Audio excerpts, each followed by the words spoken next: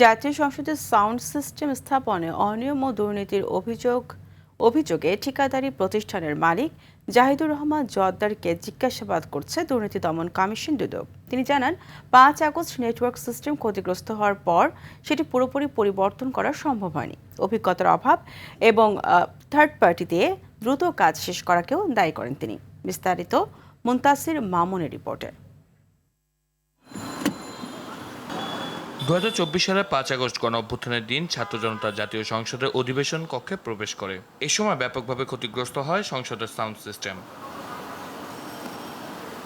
ত্রয়োদশ জাতীয় সংসদের প্রথম অধিবেশনেই সাউন্ড সিস্টেম বিপর্যয় নিয়ে তীব্র সমালোচনার মুখে পড়েন সংশ্লিষ্টরা। অধিবেশন চলাকালে বারবার প্রযুক্তিগত ত্রুটিতে বাধাগ্রস্ত হয় কার্যক্রম, ব্যাহত হচ্ছে সংসদ সদস্যদের বক্তব্য। এমন পরিস্থিতিতে সংসদের আধুনিক সাউন্ড ও নেটওয়ার্কিং ব্যবস্থা স্থাপনে ব্যয়, মান এবং বাস্তবায়ন প্রক্রিয়া নিয়ে অনিয়ম, আর্থিক দুর্নীতি খতিয়ে দেখতে মাঠে নামে দুদক। তার নাম Jahidur Rahim Joardar, CEO communication technology limited. বৃহস্পতিবার সকালে দুদক কার্যালয়ে তলব করা হয় সংশ্লিষ্ট কোম্পানি কমিউনিকেশন টেকনোলজি লিমিটেডের সিইও জাহিদুর রহমান জোয়ার্দ্দারকে। ঘণ্টাব্যাপী জিজ্ঞাসাবাদ শেষে বের হয়ে বলেন, যান্ত্রিক ত্রুটি এবং সীমাবদ্ধতার কারণে কিছু বিচ্যুতি থাকতে পারে। যখন সংসদ শুরু হলো অনেক টেবিল চাপড়ানো হয়েছে না, ওখানে তো মানে করে টেবিল চাপড়ায় করে অভিবাদন জানায়। ওই যখন টেবিল চাপড়াইছে তখন ওই কানেক্টর লুজ হয়ে গেছে। এই লুজ হওয়ার থেকেই এই প্রবলেমটা হয়েছে।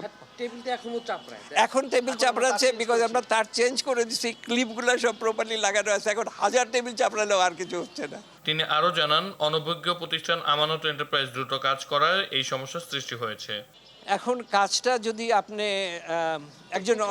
একজন অনভিজ্ঞ লোকের কাছে গাড়ি চালাতে দেন, স্টিয়ারিংটা দিয়ে দেন, আর সে যদি অ্যাক্সিডেন্ট করে, ওখানে কোনো আশ্চর্য হওয়ার কিছু নাই। অনুসন্ধানের প্রয়োজনে সম্পৃক্তদের জিজ্ঞাসাবাদের জন্য তলব করা হয়েছে বলে জানান দুদকের মুখপাত্র।